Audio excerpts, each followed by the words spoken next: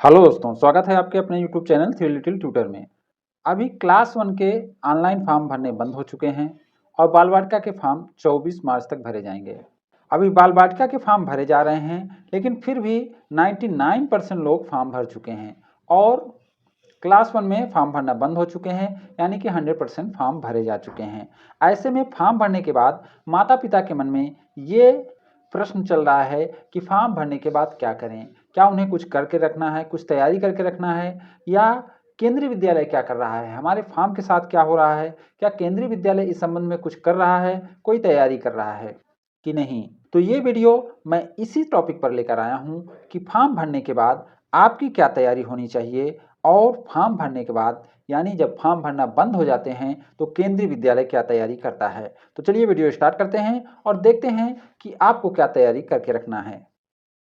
तो आपकी तैयारी रहेगी, एप्लीकेशन का प्रिंट आउट निकाल लें और उसे अच्छे से पढ़ लें। नोट करें कि कोई गलत जानकारी तो नहीं फिल हुई है। अगर हुई है तो उसके लिए केवी से संपर्क करके एफिडेविट बनवा सकते हैं। तो अब फॉर्म में करेक्शन का कोई चांस नहीं है, खास करके क्लास 1 के लिए, जबकि बाल वाटिका में अभी भी कैंसिल करके फिर से फॉर्म भरे जा सकते हैं। तो अगर अब आपको कुछ पता चलता है तो उसके लिए केंद्रीय विद्यालय से संपर्क करके एफिडेविट बनवा सकते हैं, लेकिन उसे आपको बाद में बनवाना है। पहले नाम आएगा नहीं आएगा वो देख लीजिए। अगर आपने फॉर्म बाल वाटिका के लिए भरा है तो अभी भी उसमें सुधार हो सकता है। प्रिंट आउट के दूसरे पेज पर डॉक्यूमेंट की लिस्ट है। उस लिस्ट से मिलान कर लें कि सभी डॉक्यूमेंट आपके पास हैं। यदि नहीं है तो उसे बनवा लें। इस लिस्ट के अलावा आपके पास बच्चे का आधार कार्ड और ब्लड ग्रुप का सर्टिफिकेट भी होना चाहिए। ये बहुत ही इंपॉर्टेंट है, क्योंकि अब आपको उतने डॉक्यूमेंट ही देने हैं जितने डॉक्यूमेंट आपके प्रिंट आउट के दूसरे पेज पर मेंशन हैं। यानी जो आपके प्रिंट आउट पे मेंशन हैं वो एकदम एकदम एकदम कंपलसरी है। बाकी आप आधार कार्ड दे सकते हैं, ब्लड ग्रुप का सर्टिफिकेट दे सकते हैं, या इन सबको एक दो दिन आगे पीछे भी दे सकते हैं, समय लेकर एक आध सप्ताह 15 दिन बाद भी दे सकते हैं, लेकिन जितने मेंशन हैं उतने आपको देने होंगे। अगर आपने डिटेल माता पिता के कार्ड से भरा हुआ है, यानी जैसे कास्ट सर्टिफिकेट माता पिता का यूज किया है, तो उनका डिटेल भी आपको देना होगा। अगर बच्चे का दिए हैं तो बहुत अच्छा है, बच्चे का ही लगता है, लेकिन अगर माता पिता के दिए हैं तो आप वही अभी लगा दीजिए, लेकिन बाद में आपको बच्चे का बनाकर देना होगा।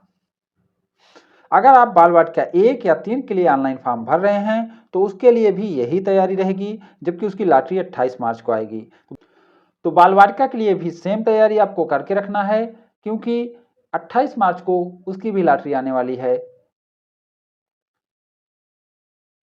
तो अगर आप फॉर्म बाल वाटिका के लिए डाले हैं तो भी यही तैयारी करके रखेंगे। अब हम चल के देखते हैं कि क्या केंद्रीय विद्यालय भी कुछ कर रहा है, क्या प्रक्रिया रहती है केंद्रीय विद्यालय का लास्ट डेट के बाद। तो लास्ट डेट के बाद क्या प्रक्रिया है, चलिए देखते हैं।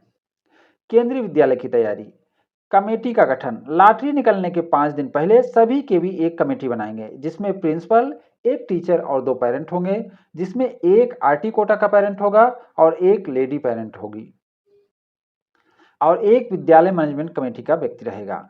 जहां क्लास 11th 12 होंगी, वहां इस कमेटी में एक स्टूडेंट क्लास 11th या 12 से छठवें मेंबर के रूप में शामिल होगा। तो 5 लोगों की एक कमेटी बनती है, जिसमें प्रिंसिपल, एक टीचर, 2 पेरेंट और एक विद्यालय मैनेजमेंट कमेटी का आदमी रहता है। लेकिन जहां क्लास 11th और 12 चलती हैं, वहां एक बच्चे को भी शामिल किया जाता है जो उस केंद्रीय विद्यालय का क्लास 11th या 12 का स्टूडेंट होता है। वहां 6 लोगों की कमेटी बनती है। केंद्रीय विद्यालय की तैयारी, कमेटी के सभी मेंबर के सामने ऑनलाइन लॉटरी निकाली जाएगी। तो ये करते हैं कि वो लोग कमेटी बना लेते हैं, फिर वो ऑनलाइन लॉटरी की तैयारी करते हैं। तो उसमें जो ये कमेटी रहेगी इसी कमेटी के सामने लॉटरी निकाली जाएगी। इस लॉटरी रिजल्ट का उस केवी के यूट्यूब चैनल पर लाइव प्रसारण होगा, ताकि सभी माता पिता लॉटरी रिजल्ट को देख सकें और लॉटरी को लेकर उनके मन में कोई गलतफहमी ना हो। तो सभी केंद्रीय विद्यालय तो तो लगभग सभी केंद्रीय विद्यालय का एक यूट्यूब चैनल होता है और उस यूट्यूब चैनल पर ऑनलाइन लॉटरी निकालते हैं। और ये यूट्यूब चैनल और पिछले साल से बहुत सारे केंद्रीय विद्यालय यूट्यूब चैनल पर ना जाकर अपने फेसबुक पेज पर ऑनलाइन लॉटरी निकालते हैं और उसका लाइव प्रसारण करते हैं। तो आप देख लीजिएगा, या तो यूट्यूब चैनल पर कमेटी के सभी मेंबर के सामने ऑनलाइन लॉटरी निकाली जाएगी, जिसका क्रम इस प्रकार होगा। तो कैसे लॉटरी निकाली जाती है? तो जिस दिन लॉटरी आनी है, जैसे क्लास 1 की 25 मार्च को आनी है और बाल वाटिका 1 और 3 की 28 मार्च को आनी है, तो 25 मार्च को क्लास 1 की लॉटरी कैसे निकाली जाएगी?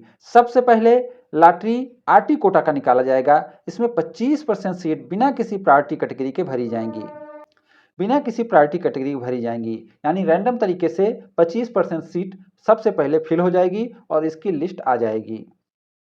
उसके बाद सेकंड लॉटरी होगी जो CWSN का होगा, यानी दिव्यांग बच्चों का होगा। इसमें सभी कास्ट से दिव्यांग बच्चों का चयन होगा।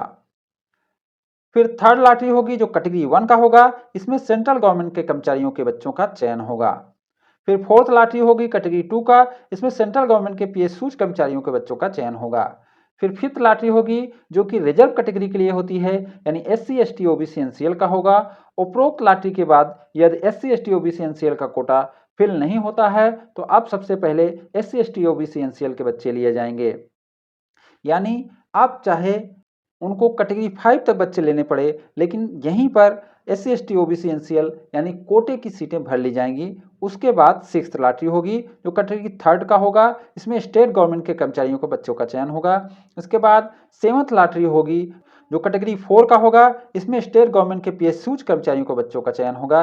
उसके बाद एट्थ लॉटरी होगी जो कैटेगरी 5 का होगा। इसमें कैटेगरी 1 से 4 को छोड़कर बाकी सभी का चयन होता है। ये सभी लॉटरी एक ही दिन बारी बारी से होगी और सभी की लिस्ट एक साथ आएगी।